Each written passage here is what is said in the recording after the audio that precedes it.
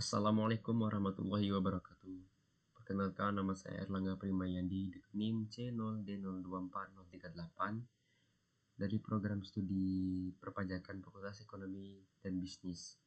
Di sini video yang saya buat ini untuk memenuhi mata kuliah pemotongan pemungutan pajak penghasilan, dan materi yang akan saya sampaikan yaitu pemotongan pajak penghasilan pasal 21 pegawai tidak tetap. Baik, langsung saja kalian saksikan videonya dengan saksama. Yang pertama ada pendahuluan dari materi ini. Setiap negara bertujuan untuk meningkatkan perkembangan dan kemajuan dalam segala sektor, termasuk Indonesia. Dan untuk tujuan tersebut, negara selalu melakukan pembangunan yang terus berkesinambungan.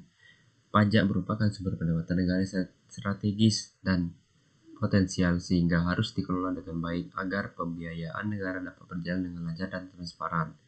Oleh karena itu, sangat diperlukan partisipasi masyarakat secara aktif dalam memenuhi tanggung jawab di bidang perpajakannya, dan disertai peran aktif masyarakat pemerintah untuk melakukan sistem pemungutan sesuai aturan dan ketentuan yang berlaku. Pajak penghasilan pasal 21 adalah salah satu pajak sering berhubungan langsung dengan masyarakat, khususnya bagi pegawai.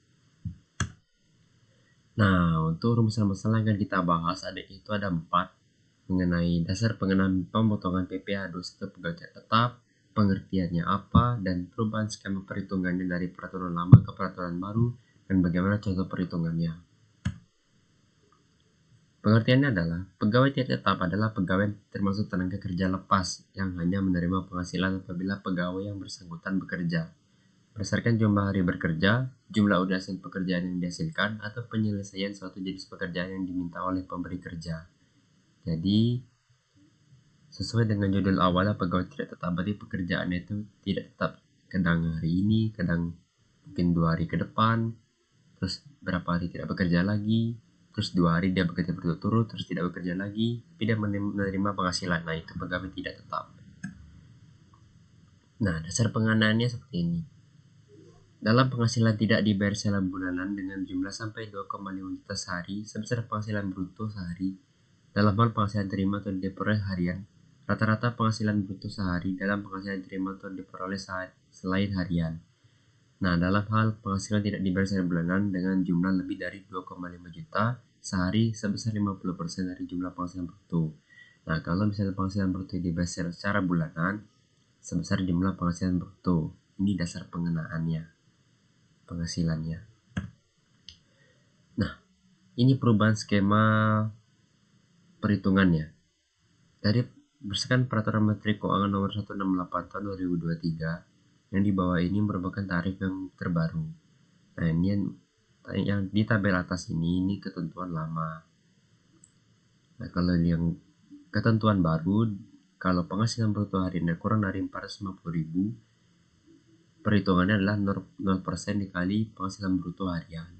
Nah, jika dari 450.000 sampai 2,5 juta per hari, perhitungannya penghasilan bruto harian dikali 0,5%. Nah, jika dia lebih dari 2,5 juta per hari pendapatannya, penghasilan brutonya, maka perhitungannya adalah tarif pasal 17 kali 50% dan penghasilan bruto. Nah, jika bulanan dihitung dengan tarif efektif bulanan dikali penghasilan bruto. Nah, ini contoh perhitungannya. Tuan K bekerja di PTP pada bulan Januari 2024. Tuan K melakukan pekerjaan perakitan jam tangan selama 20 hari dan menerima atau memperoleh penghasilan yang dibayarkan secara harian sebesar 500.000 per hari. Nah, karena dia dibayar secara harian sebesar 500.000 per hari, berarti dia termasuk ke perhitungan yang urutan kedua ini. Berarti dia perhitungannya 0,5% dikali penghasilan bruto hariannya, yaitu sebesar 500.000. Nah, di sini ya, besarnya pemotongan PPh pasal 21 penghasilan terima diperoleh Tuan K per hari sebesar 0,5% dikali 500.000 sebesar 2.500 rupiah. Nah, jadi ini pajak penghasilan terutangnya. Nah, catatannya yang ini, PTP memotong PPh pasal 21 Tuan K dan membuat 20 bukti pemotongan PPh pasal 21 untuk Tuan K. Pajak penghasilan pasal 21 yang telah dipotong oleh PTP merupakan kredit pajak dalam surat pemberitahuan tahunan PPh tahun pajak 2024 Tuan K. Nah, ini contoh yang lainnya. Ini untuk yang memperoleh upah satuan dengan jumlah penghasilan bruto lebih dari 2,5 juta per hari. Nah, di sini ada PT Tuan M bekerja pada PTN. Nah, Tuan M ini menerima penghasilan berdasarkan jumlah unit TV yang diperbaikinya sebesar 300.000 per unit TV. Nah, Tuan M di sini dia menyelesaikan 10 buah dalam sehari dan menerima penghasilan sebesar 3 juta rupiah. Karena satu unit TV yang diselesaikan 300.000. Nah, yang diselesaikan Tuan M ada 10, jadi dikali 300.000 dikali 10 didapatlah penghasilannya sehari 3 juta.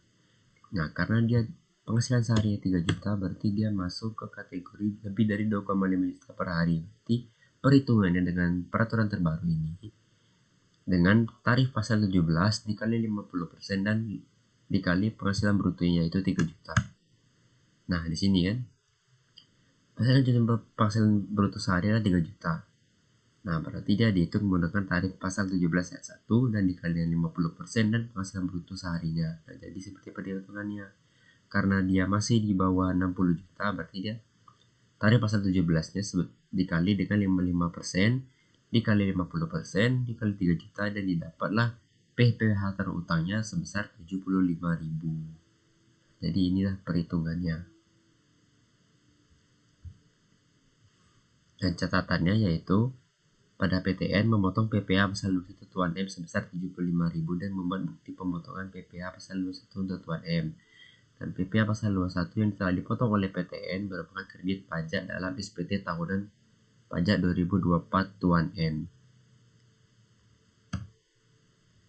Baiklah, terima kasih atas perhatiannya. Semoga dapat bermanfaat bagi kalian semua yang menontonnya.